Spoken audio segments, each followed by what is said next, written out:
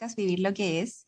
Hoy día nos toca grabar, como ya es usual, ya tenemos agendado esto todas las semanas o cada 2 semanas, ¿verdad, Gerald? Para traer como tema que nos esté pasando, que nos está movilizando como contingentemente. Así que, ¿cómo está Gerald? ¿Cómo está para hoy día para grabar? Bien, súper bien.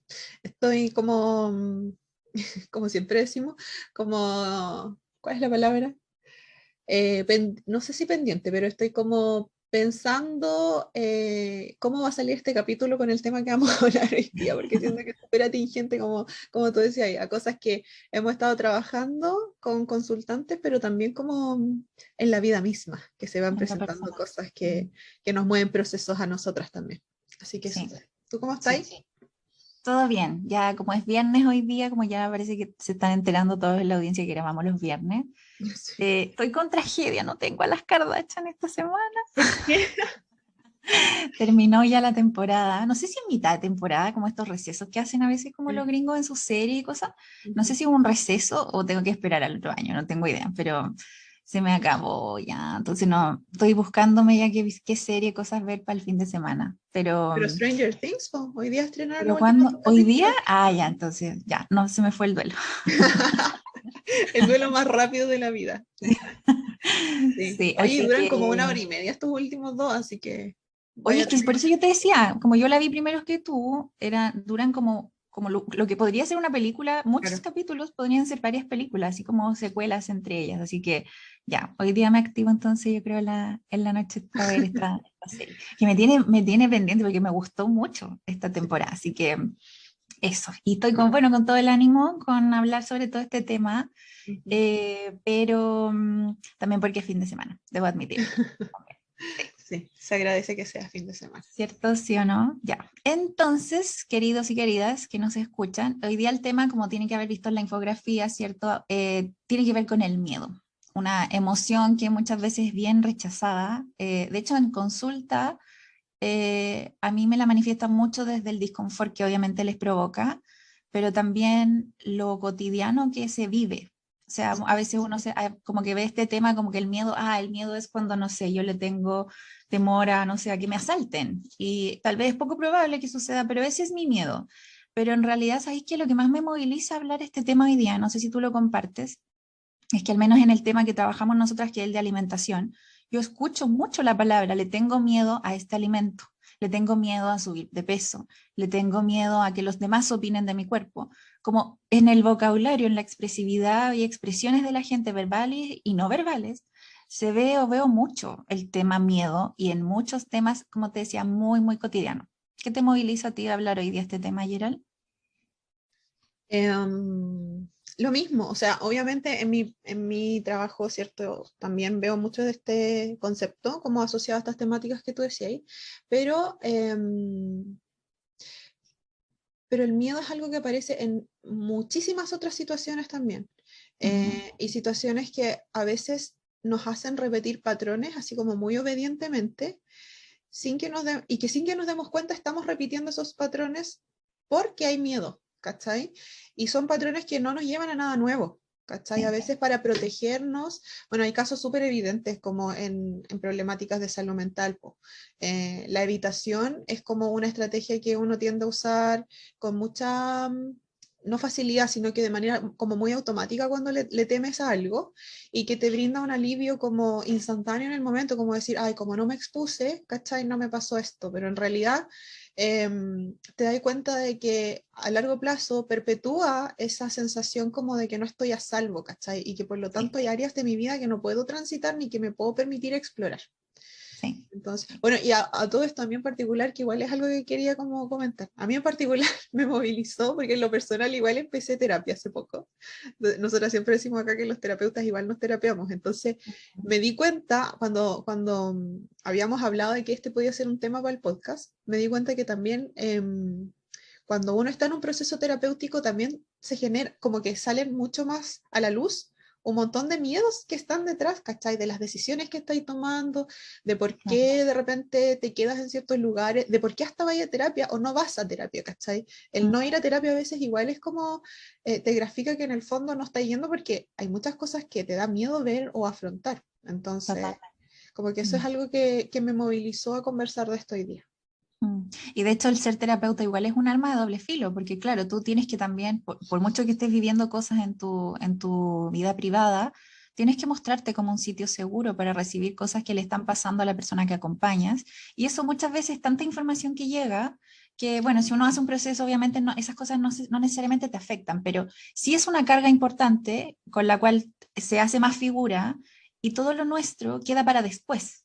¿No? Como lo nuestro como persona antes de terapeuta, digamos, y queda para después. Entonces, si yo eso no lo hablo con otra persona, precisamente puede pasar como muy por debajo del radar, puedo tenerlo allí tal vez no elaborado, y no es hasta el momento en que me dan un espacio para hablar de mí, en que no lo verbalizo, no me doy cuenta a lo mejor del realce que tenía este tema para mí, pero que estaba allí tal vez no siendo atendido como debía.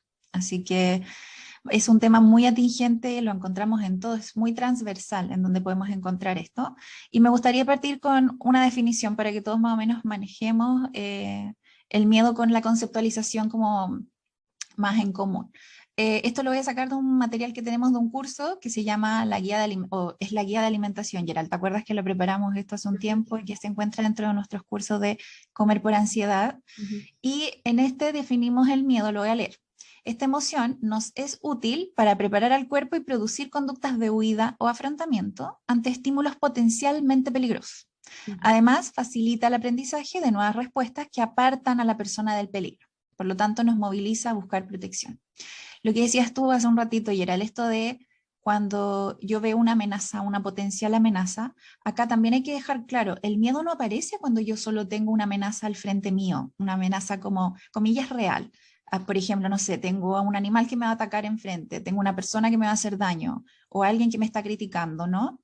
Sino que también puede ser un peligro, una amenaza para ti a nivel incluso de pensar, por ejemplo, algo, una imaginería, alguna proyección que estés haciendo a futuro de no sé, algún temor que tú tienes de que algo pase en tu futuro, también eso puede ser vivido porque para la mente, o sea, para el cuerpo, perdón, todo está pasando ahora en el presente, todo le afecta, sea este real o imaginario, el cuerpo igual está, perdón, el cerebro está observando y por supuesto el cuerpo responde a esa situación hormonalmente, como a nivel de neurotransmisores, como todo eso se activa igualmente. Por lo tanto, acá el miedo siempre se aborda y se valida desde sea algo que realmente está pasando o algo que tal vez la persona se está hoy día vinculando desde una fantasía, desde una imaginería, desde una probabilidad, también eso se acoge y se toma como que fuera real también,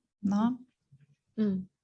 Sí, y de hecho en ese sentido, como tú lo dices, el miedo podría ser muy funcional, es decir, podría ayudarnos a estar preparados para un montón de escenarios en donde a mí me permite actuar de manera adecuada, ¿cachai? O sea, por ejemplo, en el terremoto. En el terremoto, cuando aparecían las réplicas, uno tenía mucho miedo porque ya había vivido como el evento macro, ¿cachai? Entonces, pucha, yo siempre cuento que me acuerdo que me hicieron evacuar como 6 veces las semanas siguientes, así como réplica porque vivía cerca del mar, entonces réplica heavy, réplica que había que arrancar, y qué rol jugaba el miedo ahí era que en el fondo ya sabíamos lo que había ocurrido con el evento principal, por lo tanto frente a un estímulo similar, obviamente teníamos información que nos iba a permitir prevenir que no nos ocurriera nada nuevo, ¿cachai? Entonces, si lo vemos desde ese punto de vista, puede llegar a ser muy funcional. Como tú decías, el tema está en que esta como emoción no solamente aparece cuando hay una amenaza real concreta, sino que también aparece en escenarios imaginarios y nuestro cuerpo, como tú decías, no logra distinguir, ¿cachai? Piensa lo que nos pasa cuando estamos viendo una película, ponte tú. Cuando estamos viendo una película y estamos muy metidos en la película, ponte tú, uno se pone tensa, ¿cachai? Hasta el corazón se te puede acelerar, saltáis de repente, no sé. Y solamente, no porque estés en ese escenario, no porque estés dentro de la película, sino que porque tu cerebro se está estimulando, ¿cachai? Como con esas sensaciones, con ese escenario. Entonces, la mayoría de los miedos también está relacionado con nuestras experiencias o con lo que nos han enseñado, ¿cachai? Cuando lo llevamos como a planos un poco más profundos, el tener miedo, ponte tú, a decepcionar y por lo tanto ser muy complaciente con las personas, El miedo al fracaso. evidentemente, el miedo al fracaso, el miedo a equivocarse, lo más probable es que está relacionado con experiencias que tú has tenido en algún momento, en donde tu mente dice como, ¿sabéis qué? Te quiero proteger de esto. Entonces, como te quiero Claro. proteger, tratemos de evitar que esto ocurra, ¿cachai? Y te mantienen en un estado de alerta para no tener que, porque sabe que sufriste también, pues, porque sabe que lo Claro. pasaste mal en ese evento principal. Entonces, ahora espera que no tengas que llegar a ese punto, por lo tanto, trata como de prevenir que nos equivoquemos o prevenir que decepcionemos. Así es que tiene mucha lógica desde ese punto de vista. El tema está en que igual pueden pasar cosas más complejas cuando el miedo se cronifica o cuando empieza a aparecer en escenarios que ya no son atingentes. Claro. Sí, de hecho también hasta se puede empezar a, si no es tratado, porque estamos hablando que el miedo es una emoción de las más básicas, el sistema nervioso lo trae, ¿no? Es constitutivo de la especie mamífera incluso, ni siquiera solo humana, la especie mamífera. Miren sus mascotas también, cómo reaccionan frente a los estímulos, van a evidenciar cuando tienen miedo, cuando están contentos, etcétera. Lo mismo nosotros. Pero desde el miedo puede escalar a sentimientos, o esta emoción del miedo escalar a sentimientos, a cosas mucho más potentes, y que incluso a la larga, si esto no se trabaja, puede pasar a ser estados que estás viviendo continuamente, estados de ánimo incluso, y desarrollar hasta patologías a nivel de salud mental, por supuesto que sí. Por ejemplo, crisis de pánico. La crisis de pánico tiene mucho de esto, de base, mucho miedo de base. ¿Cuál más se te ocurre a ti, Gerald? Bueno, las fobias también tienen mucho que ver con el miedo. Trastornos ansiosos, ¿para qué decir? También en general. Uno más se me queda, que es como también bien evidente, las crisis de pánico. ¿Cuál más te acordáis tú? Agorafobia, fobia social, Exacto, exacto. trastorno de Entonces, ansiedad generalizado. exacto, entonces esto puede escalar a mucho más si es que no validamos cuando está, como bien dices tú, esta alerta, esta amenaza aparezca, sea física, sea real o sea imaginaria. Necesitas validarla, no importa, porque sabes lo que muchas veces yo me encuentro es que hay gente que dice, no debería tener miedo a esta cuestión, como que no debería sentirme así. Entonces ese reprimir, o a lo mejor como tratar de minimizar lo que siento, eso es lo que nos enferma o va escalando después porque tú lo pones como debajo de una alfombra o tú, como que de alguna forma como que socialmente tampoco se valida mucho andar hablando como, no, qué miedo, no, tengo miedo a esta cuestión y la gente puede tomarlo hasta en son de burla, incluso muchas veces. Entonces, es importante visibilizar que esto podría ser una potencial advertencia, no solo para protegerte en lo inmediato, sino también para saber cómo cuidarte, qué límites poner, si necesitas acompañamiento, etcétera. Mm, sí. Y en relación a eso, ¿qué mensajes dices tú que nos podría traer el miedo cuando se presenta, por ejemplo, como decíamos hace un rato, en contextos en donde no necesariamente hay una amenaza real, sino que parece que fuera algo más imaginario? ¿Qué mensajes nos puede traer ahí? El que más se me ocurre es cuando tenemos miedo de salir de nuestra zona de confort. O sea, el miedo en ese sentido, cuando te están ofreciendo alguna oportunidad, algún cambio, o tú estás pensando incluso en hacer un cambio, el que venga el miedo no es un indicador, no es un GPS que te está diciendo como, sabes que no lo hagas, no salgas, ¿no? Tal vez como hazlo, pero con precaución. Vayamos full atenti como a lo que está pasando, como registrando todo para que lo hagas con mesura, lo hagas con cuidado y con respeto, este cambio que quieres hacer, pero muchas veces hay gente que dice, no, es que hasta que no se me quite el miedo, yo no voy a hacer esto, Ujú, ¿no? Y a veces el miedo aparece también para como energizar tu conducta, no necesariamente para detenerla.